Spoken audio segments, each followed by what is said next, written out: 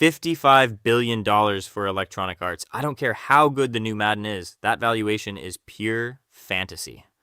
Oh, come on. They're buying AI scale. Plus, it's the largest sponsor-led take private in history. You should be thrilled. I'm terrified. Sovereign Wealth and PE teaming up to drop 55 billion screams market top. Or it just means financing conditions are finally functional. But if you want a deal that actually makes sense to your old banker brain, Always. Apollo dropping 3.7 billion on Japanese glass. Now that is a structure I can respect. The rundown. 3.7 billion for Japanese glass. Apollo is clearly not messing around in Tokyo right now. Nippon sheet glass. It sounds incredibly boring, which means Apollo is probably going to triple their money in 5 years. You know my rule, the duller the product, the better the returns. It is their largest private equity venture in Japan to date. But honestly, I am way more interested in the energy space today. Global Infrastructure Partners and EQT teaming up to buy AES Corp. 33.4 billion. 33 billion. You want to talk about a banker's dream fee pool? But I hate club deals, GIP and EQT together. It is like two alpha dogs trying to share the same bone. Oh, come on. AES is way too big for one sponsor to swallow right now. Even with the debt markets thawing, you need a club for a $33 billion energy mega deal. It is just math, Nate. Fine, but I give it 18 months before they are fighting over board seats. Moving on, Zurich is buying Beasley for 10.8 billion. Insurance buying insurance. Yawn.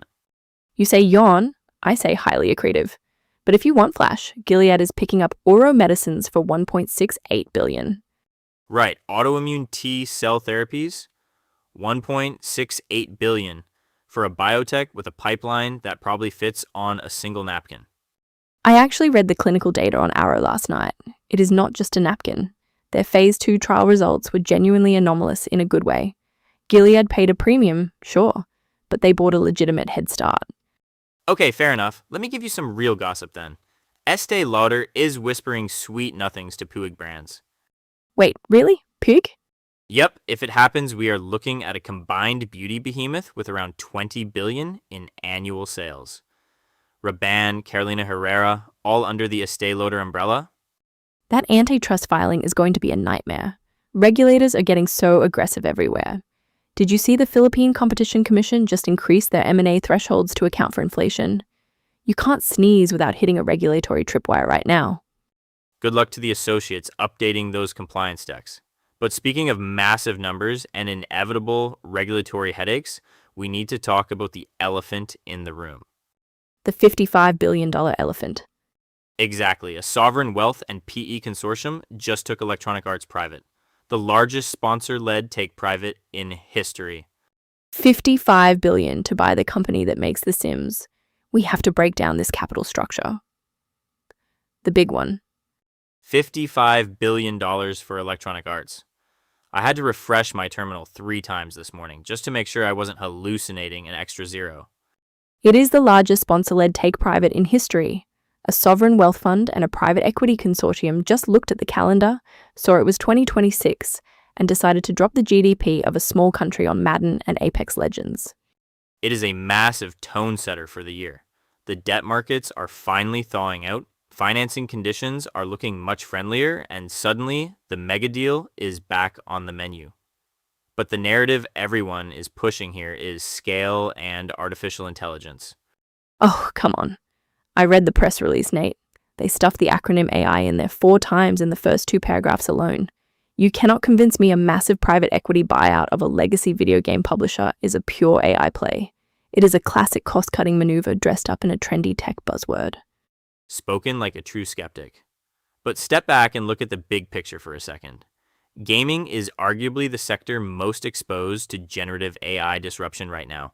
Game development costs are completely out of control. True. 9-figure budgets just to get a title out the door.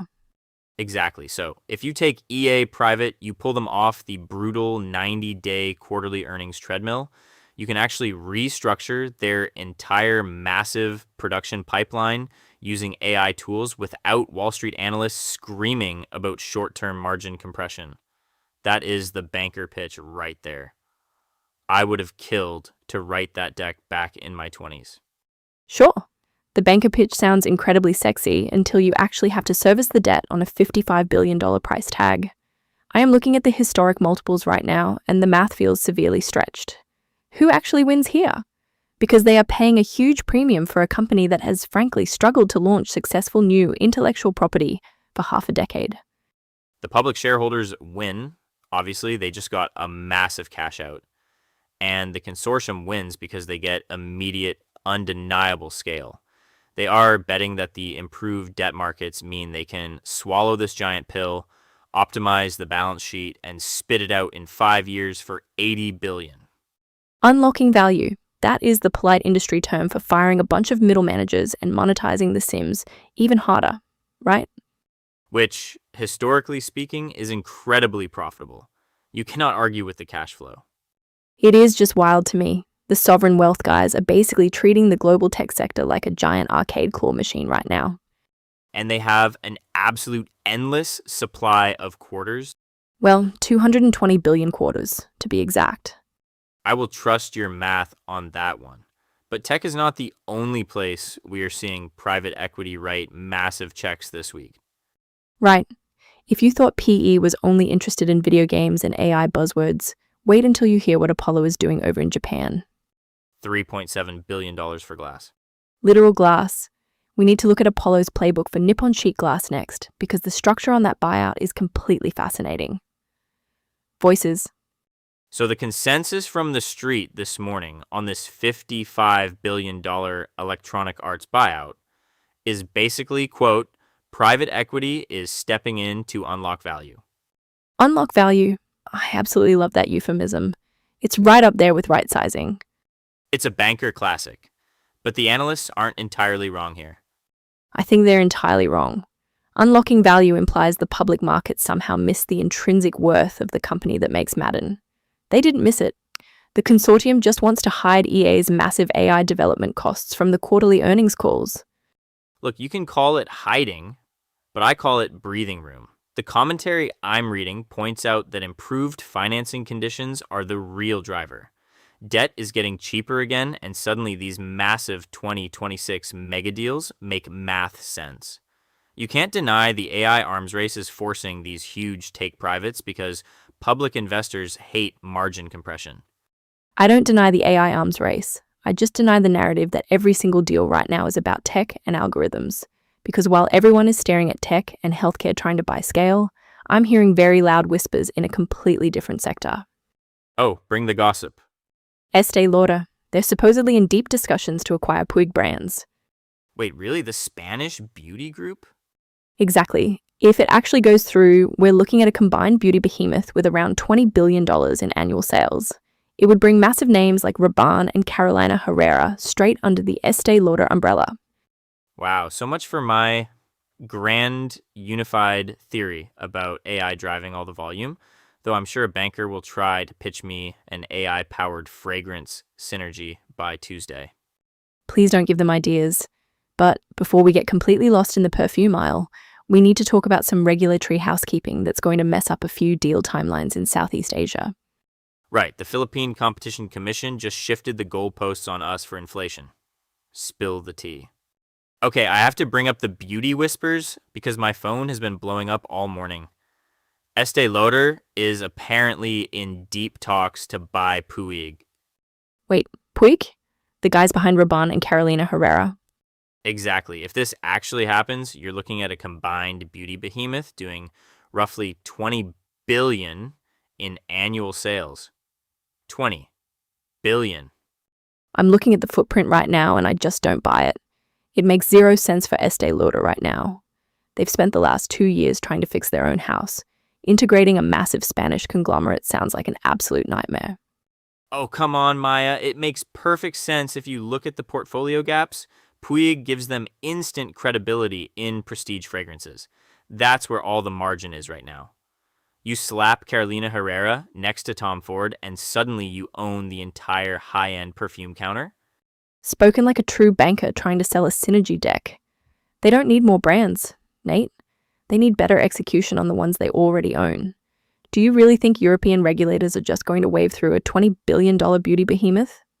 It's not a monopoly, it's a highly fragmented market.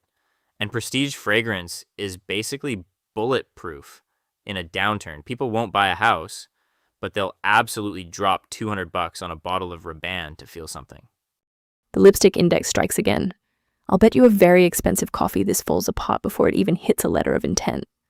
The executive drama alone would be spectacular. Estee Lauder moves like a legacy corporate ship, and Puig is still run very much like a family empire. You're on. I think the debt markets are wide open for this kind of defensive play. Speaking of regulatory headaches and wide open markets, we need to look at what's happening tomorrow. The Philippine Competition Commission just bumped up their M&A thresholds for inflation, right as everyone is rushing to buy AI capabilities in Southeast Asia. Oh man, the timing on that is incredibly messy. We should get into that tech scale-up race next. Tomorrow's radar. So tomorrow I'm watching Estee Lauder. The whispers are getting deafening about them picking up Puig brands. Puig, Rabanne, and Carolina Herrera. That creates a $20 billion sales behemoth overnight, but I hate the rationale. It feels purely defensive.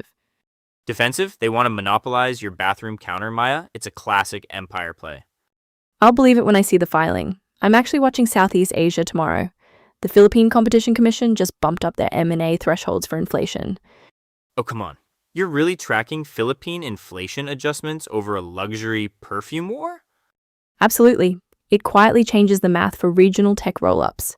Everyone is drooling over that $55 billion Electronic Arts take private, but the real deal volume happens under the radar. Maybe, but the EA deal proves financing conditions are back. Private equity is officially hunting elephants again in 2026. Or they're just desperate to burn through dry powder before the AI hype cools off. Always the skeptic. Speaking of burning through capital, we need to look at Apollo's $3.7 billion glass play in Japan next.